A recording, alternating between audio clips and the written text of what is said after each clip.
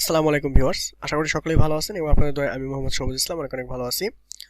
তো আমরা যে সিএসএস এর কোর্স স্টার্ট করছি দেন এটার 16 নাম্বার পার্টে চলে আসছি। তো আজকে সিম্পল একটা বিষয় নিয়ে কথা বলবো, 1-1.5 মিনিট সময় লাগবে।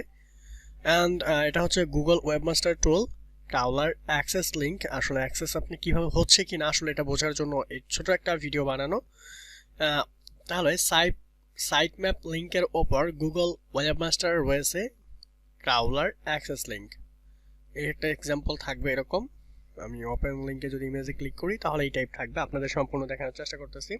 এটা হচ্ছে ওয়েবসাইটের লিঙ্ক থাকবে আপনার, দেন হচ্ছে dashboard, message, site confirmation, site maps, and then হচ্ছে site maps and crawler access, text router docs text, এভাবে আপনার সাইট নেম থাকবে।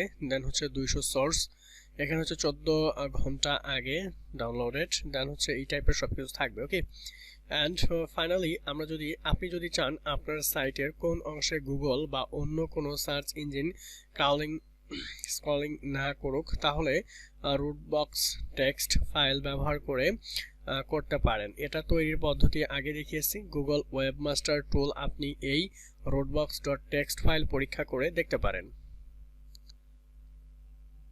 জেনারেট রোবট ডট টেক্সট লিঙ্কে ক্লিক করে নতুন রোবট ডট টেক্সট ফাইল তৈরি করতে পারেন।